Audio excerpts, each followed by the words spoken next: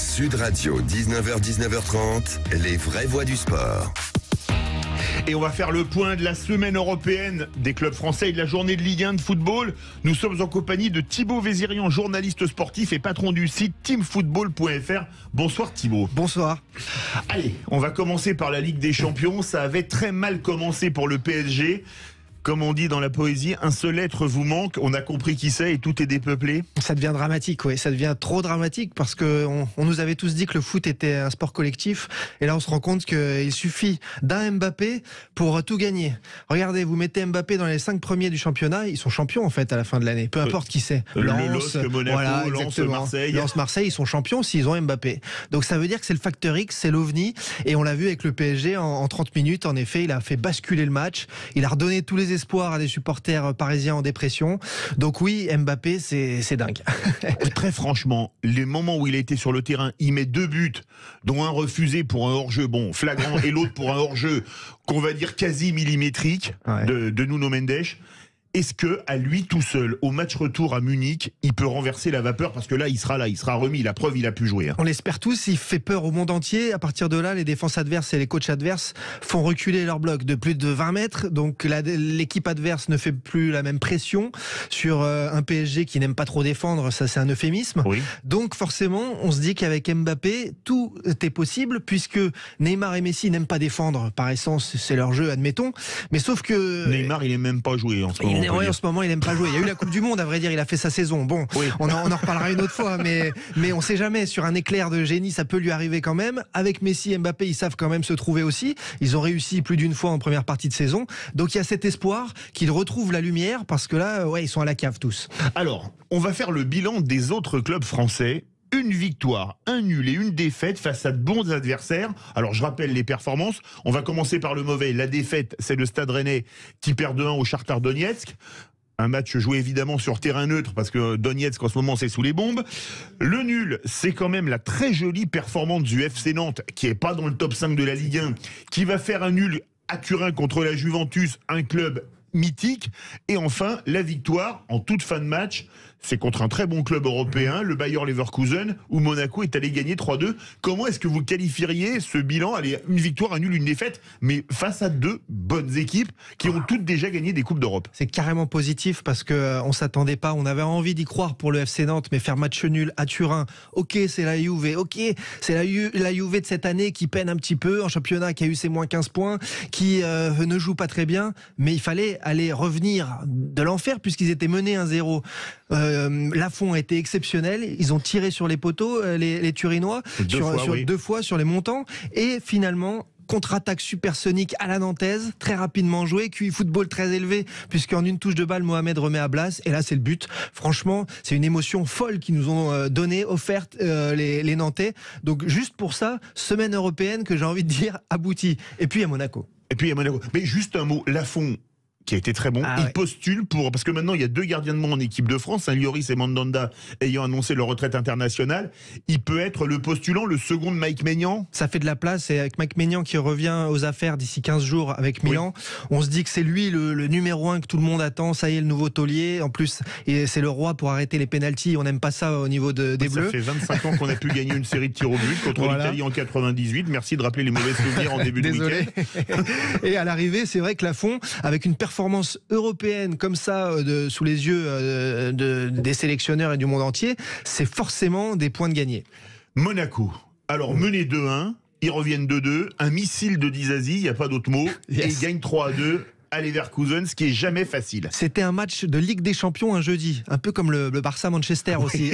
Qui a fait 2-2, là. Il n'y a pas 3-2, mais 2-2. 2-2 également, et là, cette victoire 3-2, au bout du match, par une frappe limpide d'un défenseur central. On n'était pas au bout de nos surprises, puisque ça a fini en plus un petit peu en bagarre ce match, mais c'était le très haut niveau, et Monaco nous montre qu'ils, comme souvent désormais, ils finissent les saisons, ou plutôt à partir de la deuxième partie de saison, ils sont en boulet de canon, et là, ils ont mis un impact dans ce match, ils ont mis une cohésion collective aussi énorme, il y a de l'alchimie dans cette équipe et ils peuvent, à mon avis, plus qu'accrocher ce podium là. On va faire plaisir à Patrick Roger, le directeur général de Sud Radio, qui est supporter du Stade Rennais. Bien sûr. La défaite de 1 au Shakhtar.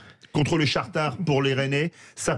Ils peuvent reverser la vapeur au Roazhon Park avec Toko Ekambi qui a marqué d'ailleurs. Et ça lui a fait grand bien. Ça faisait des mois et des mois qu'il n'avait plus marqué, Karl Toko Ekambi. Il avait été enterré par les supporters lyonnais. Ça lui a fait du bien aussi de remontrer que c'était un joueur international. C'est un très bon attaquant. C'est un mec super sympa en plus. Donc tant mieux. Mais Rennes, il y a des doutes. Il y a des doutes sur les 15 derniers jours, les derniers résultats. Sauf que jouer face au Shakhtar à Varsovie, ça a tout du piège. Le Shakhtar, ils sont habitués à la Ligue des Champions. Ils en sont là, on sait comment. Ils ont déjà gagné la Ligue Europa. Ils ont déjà gagné la Ligue Europa. Ils ont toujours formé d'excellents joueurs en les prenant à droite, à gauche. Donc forcément, c'était pas facile. Maintenant, les Rennais, ils ont perdu Terrier. Ça leur a fait mal. Faut qu'ils s'en remettent.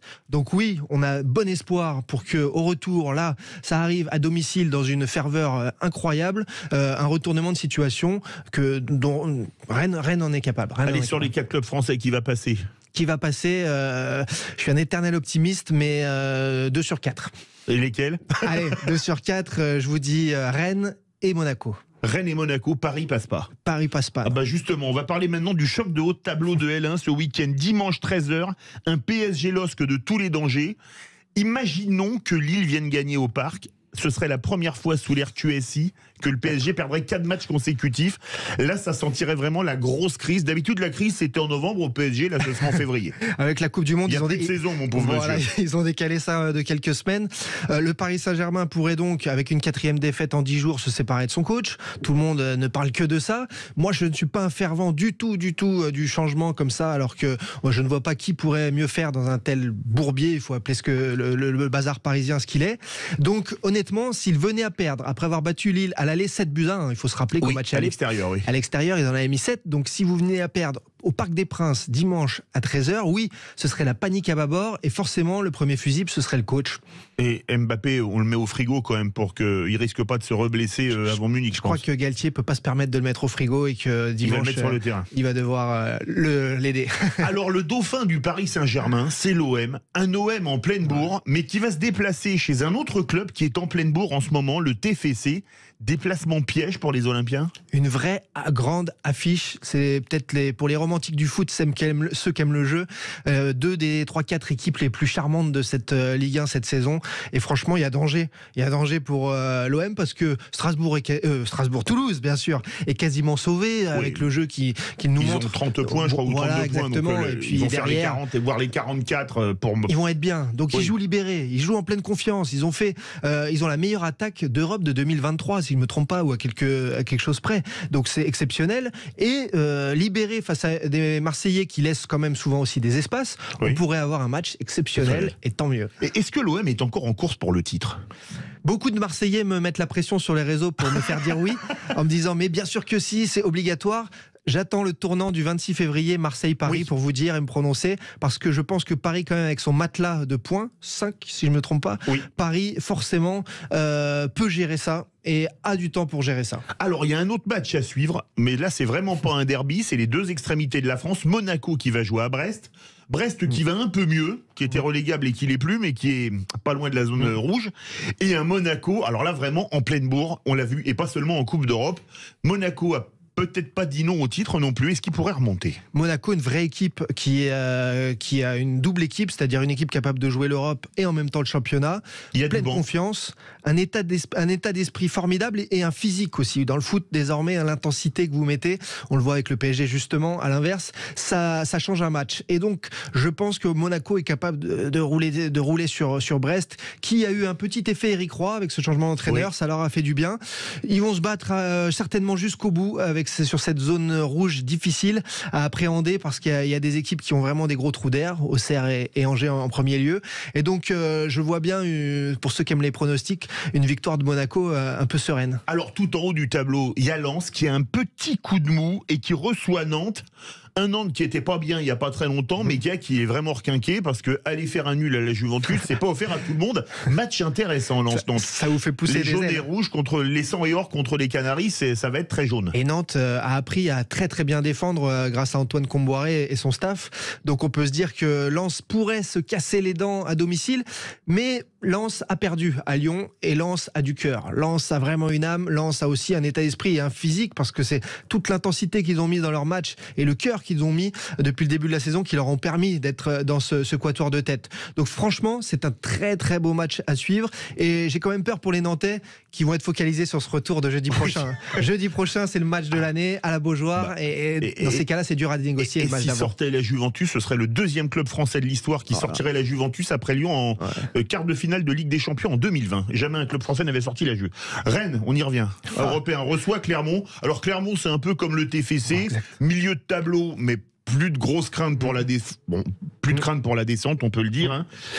Ils vont chercher à s'amuser, ils vont chercher à jouer, ils vont chercher à les embêter. Des Rennais qui ont perdu confiance là depuis 15 jours, 3 semaines.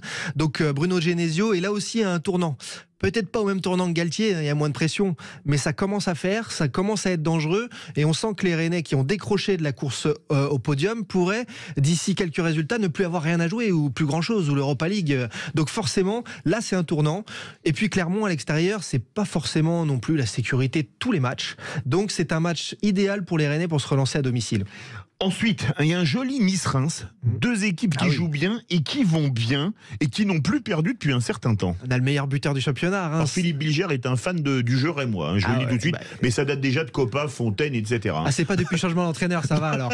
Parce que c'est vrai que depuis le changement d'entraîneur, style, ce Belge qui est arrivé, il a tout métamorphosé. Comme quoi, parfois ça marche et en bien. Et en plus, avec cet attaquant qui est prêté par Arsenal, Balogun, qui est meilleur buteur du championnat, on s'attend à chaque fois à des buts avec Reims. Sauf que Nice, c'est l'équipe la plus en forme du championnat, avec Didier Digard qui a fait la même chose donc que Steele à Reims. Il a métamorphosé son équipe. Il y a Terem Moffi qui est arrivé à Nice aussi, un numéro 9, grand buteur avec Lorient, qui n'a pas encore marqué, qui doit marquer avec Nice. Donc on peut là aussi suivre très attentivement ce match. Après, au niveau des pronos, là, je peux pas vous dire. Lyon, là, par contre, c'est plus facile. Lyon, qui se déplace à Auxerre. Alors, c'est le derby de l'autoroute A6, on va l'appeler comme ça. Auxerre, vu la défense et Lyon qui va quand même mieux, je pense que là, on peut miser sur une victoire lyonnaise. Là, malheureusement, on a vu que les résultats avec nouveau coach Pellissier ne fonctionnaient pas du tout. Une seule victoire. Il y a déjà un problème de défense à Auxerre depuis le début de la saison. L'effectif paraît absolument pas taillé pour la Ligue 1. Malheureusement, il faut dire les choses. Et les Lyonnais sont plutôt sur la pente ascendante. Ils bénéficient de la prépa physique pendant la Coupe du Monde par le nouveau staff. D'ailleurs, on pense à Laurent Blanc qui est convalescent, qui sera pas sur le banc à cause d'une pneumopathie.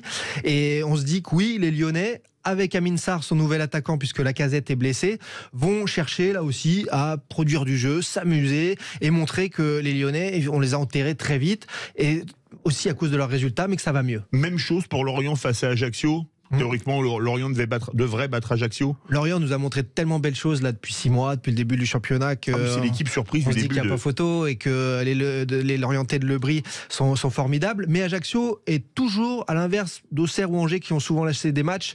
Ajaccio bataille fort et régulier dans la super organisation de jeu aussi.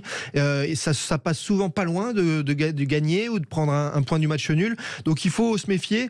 Les Ajacciens sont largement capables d'aller prendre un point au moins à Lorient, ça peut être une belle surprise. Alors ensuite, il y a 2 matchs de la peur, parce qu'on rappelle que cette saison, il n'y a pas 2 équipes qui descendent plus un barragiste, mais 4 qui descendent et sans barrage. Strasbourg-Angers et 3 Montpellier.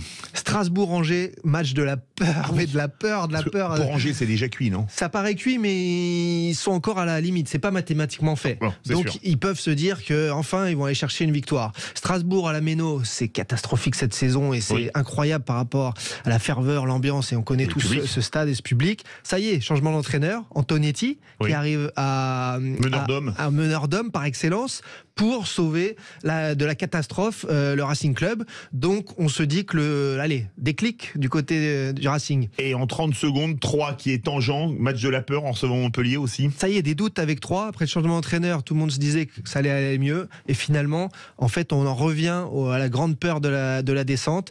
Il y a Manchester City au-dessus de 3 et pourtant, ça ressemble pas au jeu de City encore. Il y a du boulot. Et puis il n'y a pas le même budget non plus.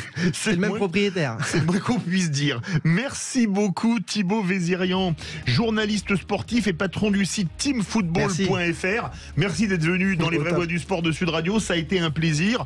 Tout de suite, on va parler rugby. C'est la Pro D2 de rugby et comme on aime le foot, on adore le rugby sur Sud Radio. On est la radio du rugby. Mais avant de parler rugby, on va parler argent. Votre argent. Conseil de famille Stéphane Moller. On se retrouve lundi 17h avec Cécile de Bénibus pour les vraies voix.